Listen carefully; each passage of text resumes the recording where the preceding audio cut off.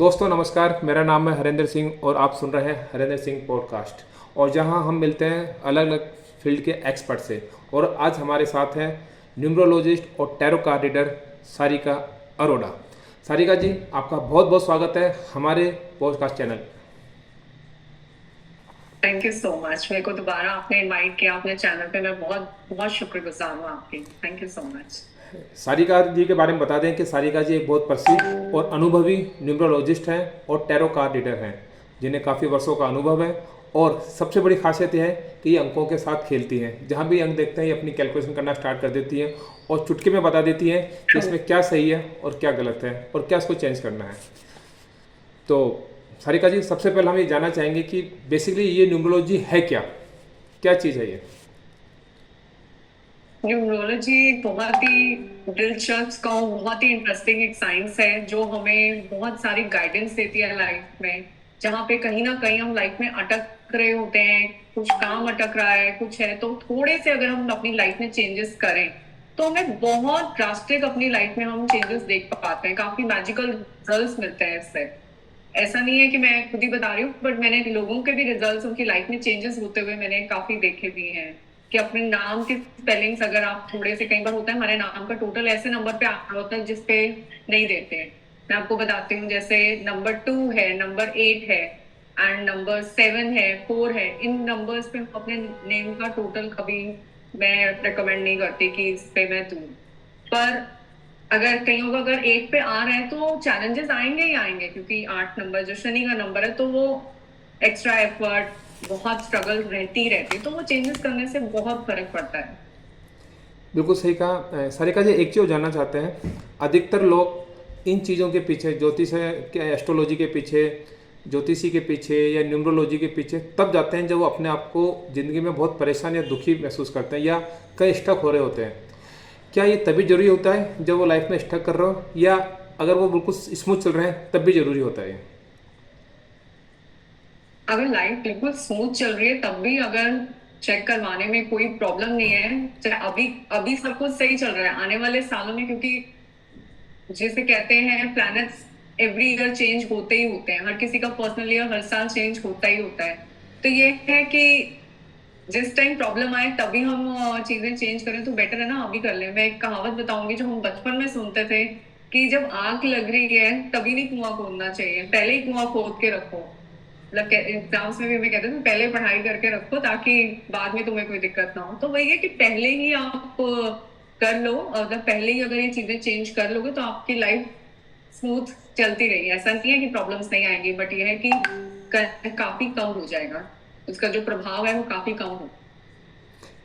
Numerology में कहा जाता है कि जो हमारी डेट ऑफ बर्थ है वो हमारी लाइफ का एक ब्लूप्रिंट है। यानी कि जो हमारे डेट ऑफ बर्थ के अंक हैं वही तय करते हैं कि हमारी लाइफ हमारे कहाँ जाएंगी। तो इस बारे में थोड़ा सा बताएंगे आप कि कैसे ये इम्पैक्ट पड़ता है लाइफ के अंदर डेट ऑफ बर्थ से?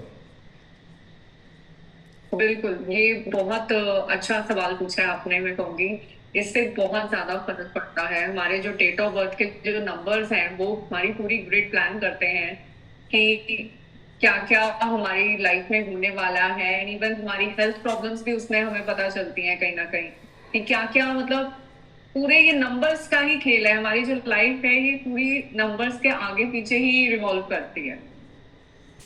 या एक चीज़ और मैम, कि एक होता है लाइफ पाथ नंबर। तो ये नंबर कैसे निकाला जाता है कि आपके लाइफ का पाथ नंबर क्या चीज़ है? क्योंकि जहाँ भी हम जब न्यूमरोलॉजी की बात करते हैं तो ये चीज़ जरूर आती है कि एक लाइफ पाथ नंबर होता है जो कि आपकी लाइफ का पाथ को डिसाइड करता है कि आपकी लाइफ कहाँ जाएगी। तो इसके बारे में बताएंगे? लाइफ पाथ नंबर होता है हमारा डेस्टिनी का नंबर, कि हमारी डेस्टिनी क्या है। ये है, अगर किसी की भी डेट ऑफ बर्थ है, आप एग्जांपल दीजिए, अपनी डेट ऑफ बर्थ बताइए तो मैं आपको बताऊं। मेरी डेट ऑफ बर्थ है 15 अक्टूबर 1976। 1976, तो हमें इसको पूरे को ऐड करना है। 15 अक्टूबर, 151, 567 हो गया, 1910, और ये हो गया 17, एंड आगे सिक्स। 76 ना, यस। 6 है ना। Yes yes. तो आपका डेस्टिनी हुआ नंबर 3। नंबर 3। यानी कि आप कहना चाह रहे हैं सब कि correct है। डेट मंथ और ईयर, इन सभी के जो नंबर्स हैं उनको ऐड करके जो एक सिंगल डिजिट निकल के आती है वही आपका लाइफ पाथ नंबर होता है। तो अब ये 3 नंबर तो चलो निकल के में आ गया, लेकिन इस 3 नंबर से डिसाइड क्या होगा कि लाइफ कहाँ जाने वाली है और हम लाइफ में क्या करने वाले हैं। अच्छा, ये कहीं लिखा था कि मैं 3 बता नंबर रही वाले हूँ आपको। लाइफ में कभी इतने खूबसूरत लोगों के सामने पॉडकास्ट करेंगे या इतना बड़ा काम करेंगे इस तरह का? अरे आप तो अभी बताती हूँ, मैं 3 नंबर के भी गुण बताती हूँ। और ये डेस्टिनी नंबर का हो गया। एक चीज मैं आपको और इसके बताऊंगी, ये बहुत है, आपको एक सीक्रेट कहूँ या क्या कहूँ, जो हमारा डेस्टिनी नंबर है ना, वो हमारी लाइफ, मतलब सपोज एक नॉर्मल एक ह्यूमन बीइंग की लाइफ जो है वो 80 ईयर्स है, ठीक है। आफ्टर 40, मतलब अभी तक जो हम अपनी लाइफ जी रहे हैं ना, तो हम अपने वो साइकिक नंबर से जी रहे हैं। जैसे आपका 15 अक्टूबर है, यस। तो अभी तक आपका 6 नंबर पे रहा था, तो जो आपकी जो लाइफ थी वो 6 नंबर पे चल रही। बट आफ्टर 40 आपकी लाइफ चलेगी डेस्टिनी के हिसाब से। Number 3, okay. नंबर 3 होता है गुरु का नंबर, ज्ञान देने वाले का नंबर। तो अब आप इस तरफ, जैसे ये मतलब लोगों को ज्ञान देना है, and you know very caring person also, and responsibility लेने वाले हो, बड़ों की आप इज्जत करते हो, मतलब बहुत। 3 नंबर तो वैसे ही गुरु का नंबर है सबको, मतलब वो बहुत ही, मैं क्या ही बताऊं आपको, आप समझ गए हो। तो 3 नंबर बहुत उपदेश देने वाला, सबको गाइडेंस देने वाला। अगर आपके पास कोई भी आके राय लेगा तो आप उसे बहुत अच्छे से आप समझा पाओगे। मतलब कि ज्ञान बांटने वाले होते हैं 3 नंबर वाले। बिल्कुल बिल्कुल, गुरु का नंबर है भाई। Thank you ma'am, thank you very much. Sarika ji, एक चीज़ बताइए कि न्यूमरोलॉजी से career, job, business, relationship, health, इसके बारे में क्या जानकारी मिल सकती है कि आपकी हेल्थ कैसी होगी, आपका बिजनेस किस लेवल पर जाएगा, या आपकी रिलेशनशिप कैसे होगी? तो इसका थोड़ा सा ना, इनसे आपस में क्या इंटरकनेक्शन है, इसके बारे में बताइए, कैसे इम्पैक्ट डालती है चीज़ें। हेल्थ के कई बार कुछ नंबर्स हमारी लाइफ में मिसिंग होते हैं, तो वो हमें पता चल जाता है उसमें चेक करके कि ये हेल्थ प्रॉब्लम आएगी ही आएगी। क्या इसकी प्रॉब्लम है या स्टमक रिलेटेड प्रॉब्लम है, कुछ नंबर जब उसमें मिसिंग होते हैं तो वो पता चल जाता है। एंड रही बात रिलेशनशिप की, तो उसमें कंपैटिबिलिटी चेक होती है। हम जैसे लाइफ पार्टनर्स हैं, उनकी कंपैटिबिलिटी चेक होगी, एंड देन उसी पे डिसीजन लिया जाएगा कि शादी करनी चाहिए नहीं करनी चाहिए। अगर प्रॉब्लम आ रही है तो उसकी भी रेमेडीज होती हैं, वो भी चीजें ठीक होती हैं। एंड दूसरा और तीसरा आपने कहा था कैरियर, करियर, जॉब को जॉब, करियर, हाँ। करियर के लिए क्या, तो करियर से ये गाइडेंस मिल सकती है कि आपको किस फील्ड में जाना चाहिए। आपके जो नंबर्स हैं उस हिसाब से आपको कौन सा करियर सूट करेगा वो बताते हैं। एंड देन जो टैरो है, टैरो से बहुत अच्छी गाइडेंस मिल सकती है, मिल जाती है। तो it's a very beautiful science, मैं तो यही कहूंगी। मैम, आपके नाम के आगे लिखा आता है कि numerologist and tarot card reader. तो ये टैरो कार्ड्स क्या है और ये कैसे भविष्यवाणी या कैसे गाइडेंस में कैसे हेल्प करते हैं? न्यूमरोलॉजी जो हेल्प करती है वो रूट कॉज में हेल्प करती है, जो उसके रूट्स हैं। मतलब कोई भी अगर पर्सन है, उसके नंबर्स कैसे हैं, जो सब चीजें वो देखी जाती हैं।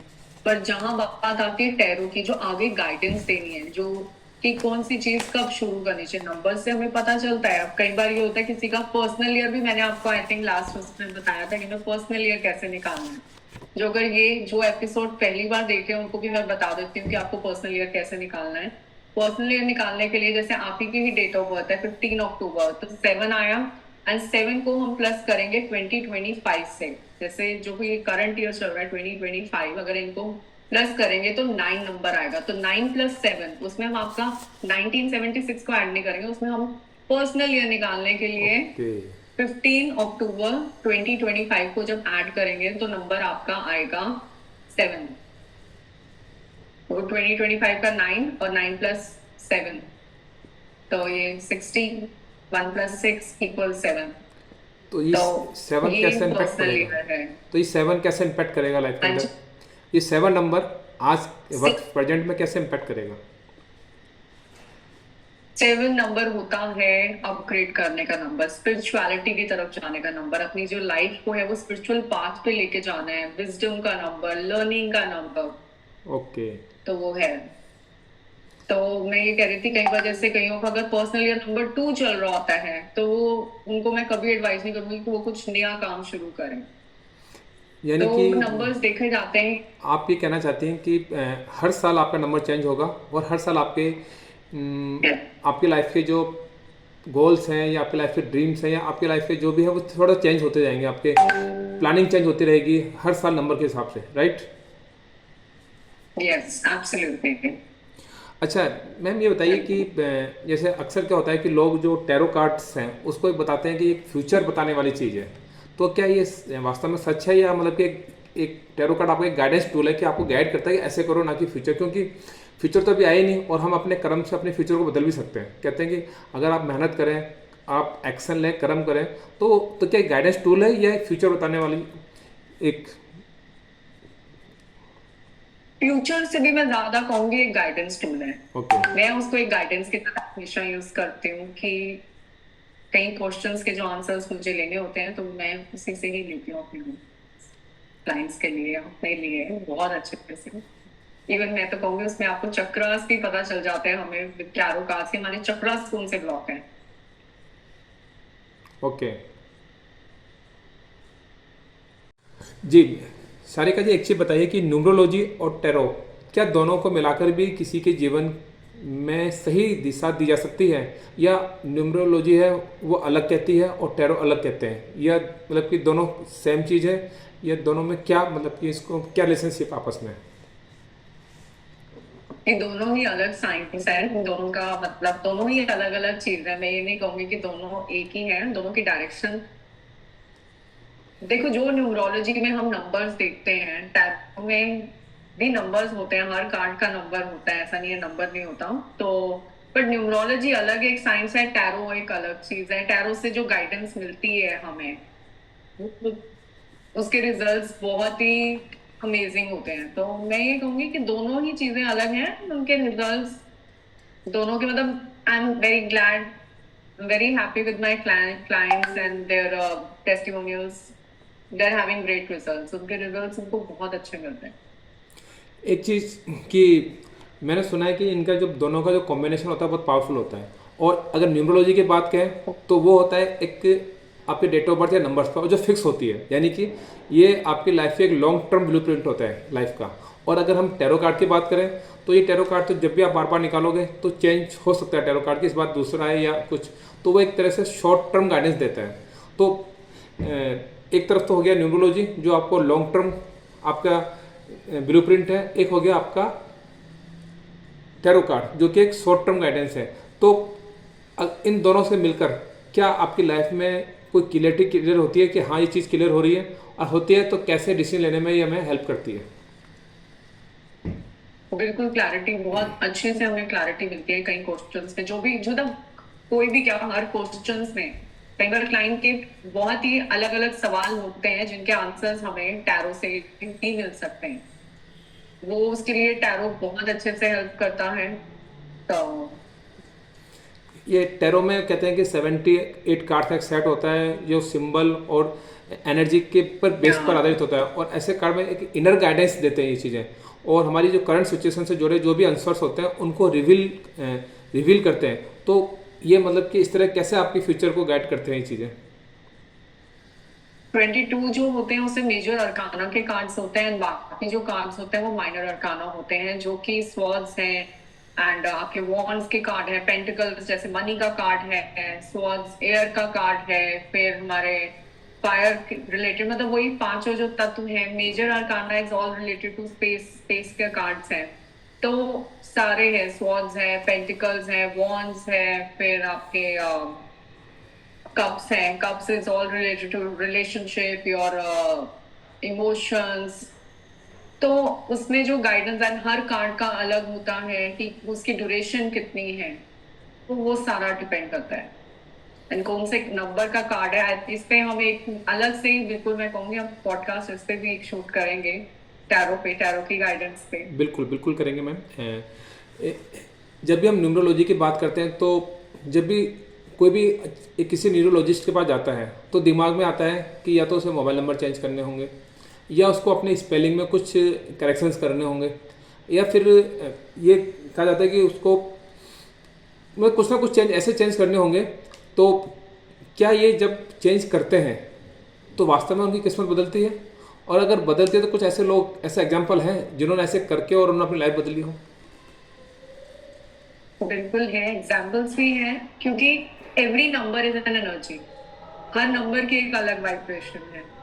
तो जैसे कहते हैं ना, ये छोटे छोटे चेंजेस होते हैं, कोई बहुत मेजर चेंजेस नहीं है। अगर आपको छोटा सा, अगर आपको नाम के स्पेलिंग में थोड़ा सा कुछ चेंज करना पड़े, तो उसमें ही आप देखेंगे कि ड्रास्टिक चेंजेस आपको मिलते हैं। और आपके जो डेट ऑफ बर्थ है, उससे आपका नेम की अलाइनमेंट बहुत जरूरी है, और नेम के अलाइनमेंट के साथ साथ आपके सिग्नेचर की, आपके मोबाइल नंबर अलाइन होना बहुत जरूरी है।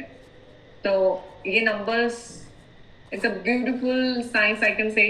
तो ये अलाइनमेंट बहुत ज्यादा जरूरी है एक अच्छी लाइफ को अप्रोच करने के लिए। मैं यही एडवाइस करूंगी कि ट्राई आपको करना चाहिए, मतलब लाइफ में चेंजेस लाने के लिए। अगर आपको अच्छे चेंजेस देखने हैं, अपनी लाइफ को एक अच्छी राह की तरफ लेके जाना है, तो जरूर इसमें आपको ट्राई करना चाहिए। अभी आपने कहा कि हर एक नंबर में एक एनर्जी होती है, एक वाइब्रेशन होती है और एक फ्रीक्वेंसी होती है। ये बिल्कुल सही कहा मैम। जैसे मुझे याद आ रहा है कि जब भी कोई गाड़ी निकालता है तो जैसे 0001 लेना है, तो वो उस नंबर को लेने के लिए लाखों रुपए आरटीओ को देते हैं कि मुझे यही नंबर चाहिए, या पर्टिकुलर नंबर ही लोग मांगते हैं, या 007 या सेम। तो जैसे किसी की गाड़ी को हम देखते हैं कि उसके गाड़ी के आगे का नंबर 001 है, तो एक अलग सी एनर्जी फील होती है उसमें, हालांकि नंबर है।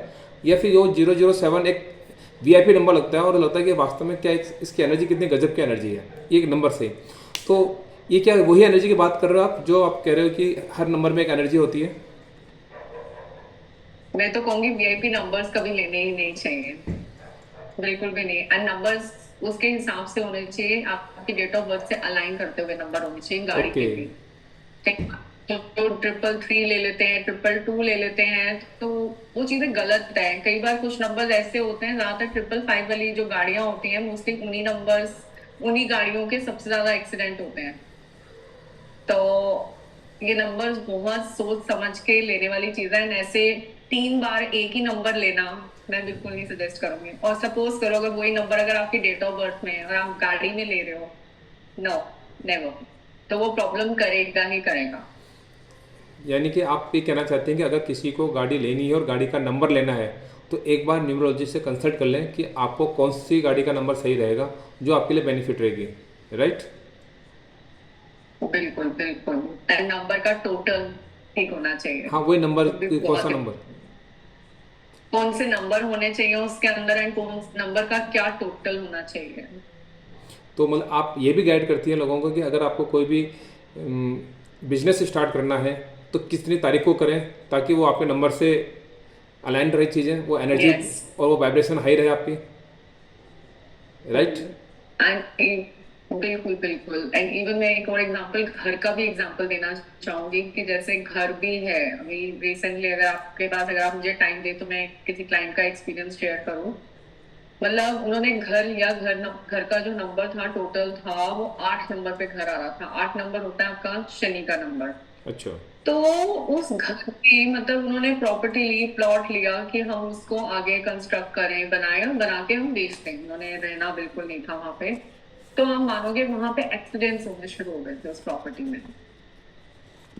तो फिर मैंने उनको थोड़ा सजेस्ट किया कि नंबर चेंज करने के लिए आगे कुछ और बता दिया कि आप इसके आगे ये कर दो, तो नंबर का जो टोटल है वो चेंज हो जाएगा। ओके।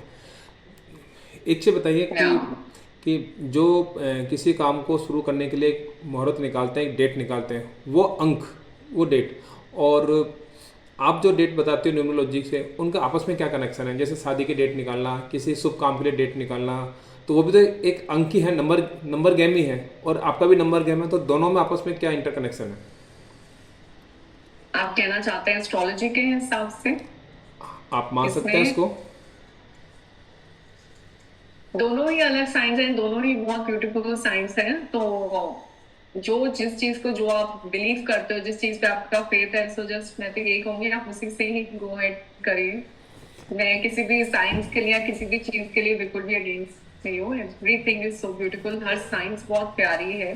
चाहे एस्ट्रोलॉजी को, वैदिक एस्ट्रोलॉजी है, न्यूमरोलॉजी है, सारी साइंस ही बहुत प्यारी है। यानी कि आप ये कहना चाहते हैं कि अगर आप बीमार हैं और आपकी तबीयत खराब है, अगर आपको एलोपैथी से अगर रिजल्ट अच्छा, आप तबीयत ठीक होती है तो एलोपैथी लें, अगर आयुर्वेद से होती है तो आयुर्वेद लें, और होम्योपैथी से होती है तो होम्योपैथी लें। जहाँ से आपको आपकी तबीयत ठीक हो सकती है, आप हेल्दी फील कर सकते हैं, वहाँ से दवाई लें। उसी तरह, राइट, कि आप कहीं से भी लें। मेरा एक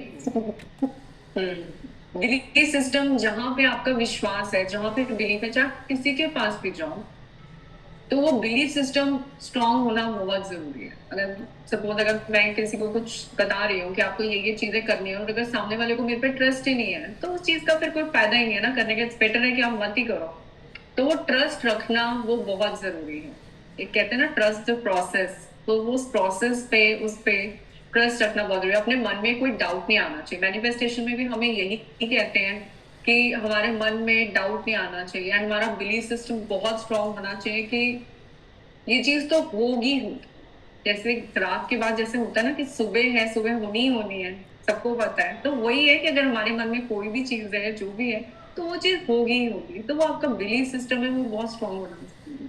यानी कि आप ये कहना चाहते हैं कि अगर आप इन चीज़ों में विश्वास रखते हैं और आप इन पर जानना चाहते हैं, तो आपको 100% सरेंडर होना पड़ेगा इन चीज़ों के लिए, तो ही वो आपके लिए वर्क करेंगी। बिल्कुल अदरवाइज बिल्कुल अगर 1% बिल्कुल। भी अगर आप में डाउट रहा कि ये वर्क करेगी या नहीं करेगी, तो हो सकता है कि वो आपके लिए उतना अच्छी तरह काम नहीं करे जितना कि आप चाहते हैं। यस, यस, ठीक है मैम। एग्जैक्टली। सारिका जी, एक चीज़ और बताइए कि अगर किसी की ज़िंदगी में बार बार रुकावटें आ रही हैं और बार बार स्टक हो रहा है, कन्फ्यूजन हो रहा है, उसमें नेगेटिविटी आ रही है और कोई क्लैरिटी नहीं है, तो इसमें टैरो कार्ड्स उससे क्या गाइडेंस दे सकता है?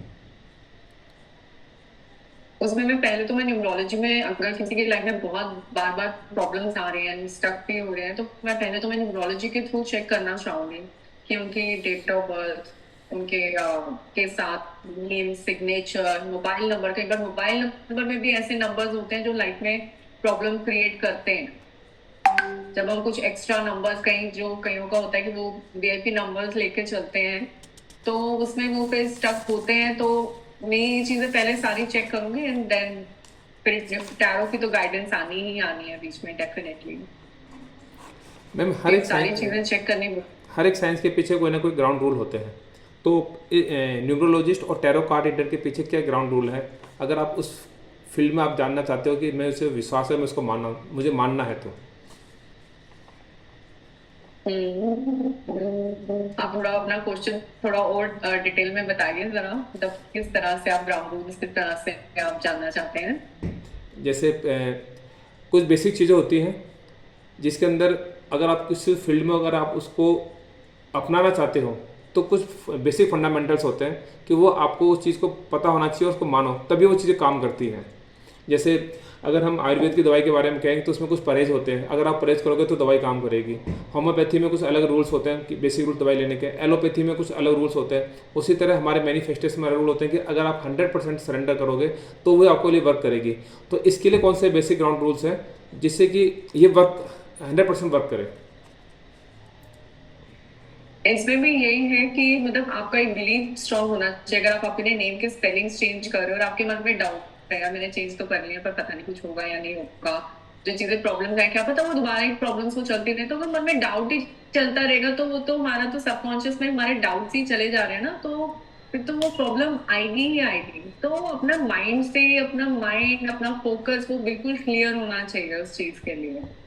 बिल्कुल भी वो थॉट, मतलब आपके डाउट वाला, फियर वाला जो थॉट है, वो मन में बिल्कुल भी नहीं होना चाहिए।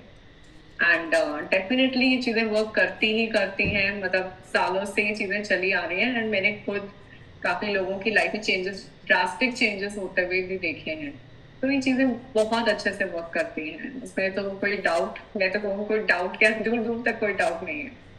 यानी आप ये कहते हैं कि इसका बेसिक रूल है कि 100% फेथ, बस। अगर इसका यही ग्राउंड रूल है कि आपको 100% फेथ रखना पड़ेगा, ट्रस्ट रखना पड़ेगा और उस पर सरेंडर होना पड़ेगा कि जो चीज़ बताई जा रही है वो सही है, तभी वो आपके लिए वर्क करेंगे, राइट? यस, बिल्कुल बिल्कुल। सारिका जी, एक चीज़ बताइए कि अगर किसी की ज़िंदगी में बार बार रुकावट आ रही है या कन्फ्यूजन आ रहा है या नेगेटिविटी आ रही है और कुछ चीज़ क्लियर नहीं हो रही है, कोई डिसीजन नहीं ले पा रहा है, तो ये टैरो कार्ड्स हैं, उसके लिए उससे किस तरह गाइडेंस मिल सकती है? वो किस तरह हेल्प कर सकता है उनको डिसीजन लेने में, क्लियरिटी करने में? पहले तो हमारी जो डेट ऑफ बर्थ है उसके लिए हमें एक ग्रैटिट्यूड होना चाहिए, एक प्राउड होना चाहिए। प्राउड से भी ज्यादा मैं कहूँगी ग्रैटिट्यूड होना चाहिए, थैंकफुल होना चाहिए हमें गॉड के। एंड सेकेंड थिंग कि हमारे को 100% फेथ होना बहुत जरूरी है। 100% सरेंडर करना बहुत जरूरी है, तभी चीजें आपको वर्क करती हुई नजर आएंगी। एंड फिर आगे अगर बात करें मैनिफेस्टेशन की, तो उसमें ग्रैटिट्यूड प्रैक्टिस करना। अगर आप ग्रैटिट्यूड स्टार्ट करोगे, अगर आप सोने से पहले भी अगर आप 5 पॉइंट्स लिखने शुरू कर दो अपनी लाइफ के कि आज सारे दिन में क्या क्या अच्छा हुआ, कहीं पे ट्रैफिक कम मिला आपको, या कहीं पे आपको कुछ पार्किंग स्पेस मिल गई, या कहीं मतलब बहुत सारे चेंजेस होते हैं, बहुत सारी चीजें आप नोटिस करोगे। तो वो आप अगर नोटिस करके लिखना शुरू कर दो तो आप अपनी लाइफ में मिरेकल्स देखोगे। मैं तो ये कहूंगी ग्रैटिट्यूड स्टार्ट करना ही। एंड सुबह जब उठते हो तो सबसे पहले आपको शुक्रगुजार होना चाहिए उस नए दिन के लिए, नई सुबह के लिए, जो एक बहुत सारी अपॉर्चुनिटीज लेके आई है नई सुबह। तो उसके लिए थैंकफुल होना, ग्रेटफुल होना बहुत ज्यादा जरूरी है। एंड फिर उसके बाद बात यही करेंगे कि मेडिटेशन स्टार्ट करना है। मॉर्निंग में अगर आप सुबह उठ के मेडिटेशन करते हैं तो लाइफ में सब चीजें 10x की स्पीड से सब कुछ होना शुरू हो जाता है। तो एंड पॉजिटिव सोच रखना। आप सब चीजें प्रैक्टिस कर रहे हो, पर अगर माइंड में, बैक ऑफ द माइंड अगर आप नेगेटिव हो, आपकी सोच ठीक नहीं, आप पॉजिटिव नहीं सोच, तो वो चीजें नहीं वर्क करेंगी। पॉजिटिव थिंकिंग बहुत ज्यादा जरूरी है। सारिका जी कहते हैं कि टैरो कार्ड किसी भी व्यक्ति की उसकी प्रजेंट सिचुएशन के एक मिरर को शो करती है।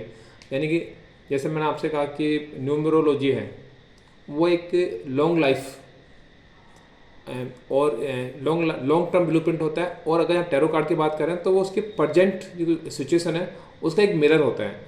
तो जहाँ से उसको देख के मालूम चल जाता है कि कहाँ स्टकनेस हो सकती है ये चीज़ें। पहली चीज़ ये। दूसरी कि आपने कहा कि मैनिफेस्टेशन, तो जब हम टैरो कार्ड से उसकी सिचुएशन को मालूम चलते हैं तो धीरे धीरे, जैसे आपने मैं नंबर्स के लिए कहा, तो उसके जो एनर्जी है वो हाई अप होने लगती है, धीरे बढ़ने लगती है। और जब उसकी एनर्जी है जब बढ़ने लगती है तो उसकी वाइब्रेशन भी हाई होने लगती है।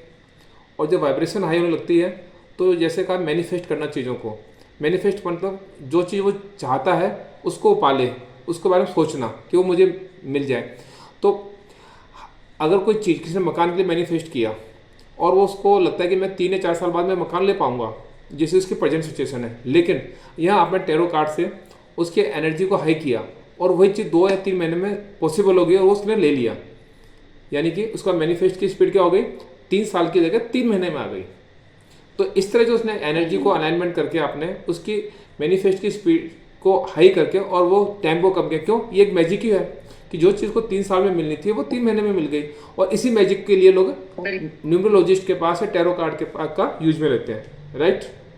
तो अब ये बताइए कि हम टैरो कार्ड से किस तरह किसी भी व्यक्ति की एनर्जी को कैसे हाई कर सकते हैं और कैसे उसकी मैनिफेस्ट की जो स्पीड है उसको फास्ट कर सकते हैं।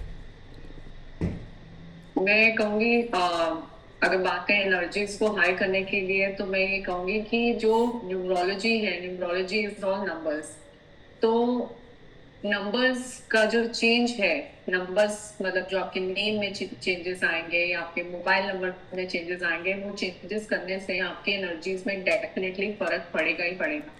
और ये चीज मैंने आपको पहले भी बताई है कि जो टैरो मैं भी यूज करती हूँ, एक गाइडेंस के लिए यूज करती हूँ। गाइडेंस इन द सेंस कि हमारे प्रेजेंट के लिए गाइडेंस, हमारे फ्यूचर के लिए क्या गाइडेंस मिलती है हमें। तो tarot is all related to the guidance and numerology. And numerology से जो वाइब्रेशंस हैं, जो एनर्जीज हैं, उनको चेंज करना, उनको अलाइनमेंट करना, उनको अलाइन करना हमारी डेट ऑफ बर्थ से। तो उससे जब ये चीजें अलाइनमेंट हो जाएंगी तो डेफिनेटली हमारी एनर्जीज, हमारी वाइब्रेशन हाई होंगी। बिल्कुल सही कहा मैम। एक चीज़ जो अभी आपने कहा था कि मैनिफेस्ट करना, तो किसी भी चीज़ को मैनिफेस्ट करने के लिए 3 चीज़ बहुत ज़रूरी होती है। सबसे पहले उसको थिंक सोचना उसके बारे में, फिर उसको फील करना और फिर एक्शन करना। तो जब हम किसी भी चीज़ को मैनिफेस्ट करते हैं, मैनिफेस्ट जब हमने किया तो हमने पहले उसके बारे में सोचा। जैसे भी आपने बताया कि कोई व्यक्ति मकान लेना चाहता है तो सबसे पहले उसने सोचा। सेकंड चीज़ कि उसके अंदर वो फीलिंग आनी चाहिए कि हाँ क्या वो चीज़ को ले सकता है, क्या वो डिजर्व करता है क्या चीज़ को। वो फीलिंग आनी चाहिए कि मेरे पास मकान मैं ले सकता हूँ, मैं ले लूँगा मकान को। अब तीसरी चीज़ आती है कि एक्शन। तो मेरा सवाल ये है कि इन तीनों के बीच में हम टैरो कार्ड और न्यूमरोलॉजिस्ट के से कैसे उसकी एनर्जी को हाई कर सकते हैं कि वो तीनों एक ही एनर्जी में एक साथ अलाइनमेंट हो और फिर उसको वो मैनिफेस्ट चीज़ें हो जाए। जब आपकी डेट ऑफ बर्थ आपकी तीनों चीजों से अलाइन है, आपके मोबाइल नंबर, नेम, सिग्नेचर, तो ऑटोमेटिकली आपकी वाइब्रेशंस हाई हो जाएंगी। वाइब्रेशंस, एनर्जीज में फर्क आएगा ही आएगा। एंड देन आपकी सोच, थिंकिंग को चेंज करना, आपने पॉजिटिव थिंकिंग रखनी बहुत जरूरी है। थिंक आपने ऐसे सोचना है कि वो चीज ऑटोमेटिक अभी हो ही चुकी है। आपने ये नहीं सोचना मन में आपके कहीं भी ये डाउट ना आए कि ये हुआ है, नहीं होगा, अगर होगा तो क्या होगा। नहीं, ये हो चुका। थिंक, सोचो। कितने एथलीट्स हैं जो अपनी रेस से पहले तक कितनी बार ये सोचते हैं कि वो रेस में दौड़ रहे हैं, वो गोल्ड मेडल ले रहे हैं, एंड क्योंकि वो ये फील करते हैं कि ये चीज पहले ही हमारी हो चुकी है। तो सबसे पहले हमारी सोच पॉजिटिव थिंकिंग की तरफ हमें लेके जाना बहुत जरूरी है। एंड फिर थिंक, फील करना, उस चीज को फील करना बहुत जरूरी है कि हाँ ये चीज, मतलब वो जब सोचते थे वो ये फील करते थे कि हम दौड़ रहे हैं। हम ऐसा तो नहीं है जो रेस में दौड़ रहा है वो दिमाग में तो उसके कब से ये प्रोसेस चल ही रहा है ना। राइट। फिर उस चीज को फील करना है एंड देन फिर एक्शन लेना बहुत जरूरी है। अगर आप कुछ भी मैनिफेस्ट करना चाहते हो उसमें एक एक्शन का जो पार्ट है। अगर आप सोच ही रहे हो और एक्शन नहीं ले रहे हो तो फिर तो वो चीज काम कोई करेगी नहीं करेगी। आप सोच भी लो, फील भी कर लो, पर अगर आपने एक्शन नहीं लिया तो फिर कुछ भी नहीं होने वाला। एक्शन, अलाइंड एक्शन लेना भी बहुत ज्यादा जरूरी है। Thank you very much ma'am, इतने टिपिकल सब्जेक्ट को इतने आसान शब्दों में आपने समझाया।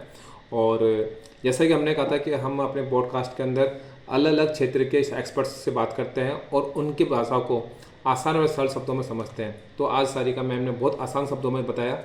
लास्ट में सारिका मैम आपसे यही जानना चाहेंगे कि कुछ ऐसे छोटे छोटे टिप्स जो हमारे जैसे बिगनर्स, जो हम छोटी छोटी टिप्स को जो हम अपने कुछ चेंज कर सकते हो, या कुछ न्यूमरोलॉजी या टैरो के कुछ ऐसे वो हों, रेमेडीज़ हों, तो थोड़ा बताएंगे ताकि हम हमारे ऑडियंस और हम लोग उस पर थोड़ा सा इम्प्लीमेंट कर सकें, कुछ बेनिफिट उठा सकें। रेमेडीज के लिए मैं यही कहूंगी कि रेमेडीज हर इंसान के लिए अलग रेमेडीज होती हैं। हर किसी की डेट ऑफ बर्थ के लिए अलग है, किसी के लिए क्या चीज सूट करती है, किसी के लिए क्या चीज सूट करती है। तो उसके लिए मैं कहूंगी ये सबके लिए अलग ही होता है हर किसी का। तो मैं ऐसे कॉमन तो मैं है नहीं कि मैं ऐसा कुछ मैं बता पाऊँ। हर एक चीज मैं ये बता पाऊंगी कि अगर आपकी डेट ऑफ बर्थ और आपका बर्थ मंथ सेम है तो आप जीवन में बहुत ही आगे जा, बहुत ही आप हाइट्स तक जाओगे, बहुत लाइफ में अचीव करोगे। एग्जाम्पल के तौर पे अगर हम देखें तो ऋतिक रोशन है। Hrithik Roshan is 10th January 1-1, Bill Gates 28 October 1-1, and then Mahendra Singh Dhoni 7th July 7-7। तो इस तरह से करके बहुत सारे लोग हैं। शाहरुख खान जी को देख लीजिए 2 November 2-2। तो लाइफ में ऐसे लोग बहुत ज्यादा हाइट्स तक जाते हैं, बहुत कुछ अचीव करते हैं अपनी लाइफ में। Thank you very much ma'am, आपने बहुत डीप स्टडी करी और बहुत सारे सेलिब्रिटीज़ की डेट ऑफ बर्थ के हिसाब से बताया कि कैसे उन लोगों ने लाइफ में किया। मैं ऑडियंस से कहना चाहूँगा कि आप इस तरह को अपने चीज़ में ना लें कि आपकी डेट ऑफ बर्थ अलग है तो हम लाइफ में कुछ सक्सेस नहीं कर सकते। ऐसे बहुत से एग्जाम्पल भी हैं जिनकी डेट ऑफ बर्थ अलग है लेकिन फिर भी किए। सबसे पहले प्राउड करो अपनी डेट ऑफ बर्थ पे कि भगवान ने जिस समय में हमें भेजा है वो सबसे शुभ समय था, सबसे अच्छा समय है। और थैंक यू सारिका जी, आपका बहुत बहुत धन्यवाद कि आपने समय निकाला। और थैंक यू। और मैं अपने ऑडियंस से कहूँगा कि अगर सारिका जी से किसी भी तरह की काउंसलिंग चाहिए तो आपको डिस्क्रिप्शन में उनका लिंक मिल जाएगा, ईमेल आईडी मिल जाएगी, इंस्टाग्राम आईडी मिल जाएगी, वहाँ आप डायरेक्ट उनसे डीएम कर सकते हैं और अपने किसी भी तरह की काउंसलिंग करना चाहें तो आप कर सकते हैं। थैंक यू मैम, आपका दोबारा बहुत बहुत स्वागत, आपका धन्यवाद आपका। Thank you so much.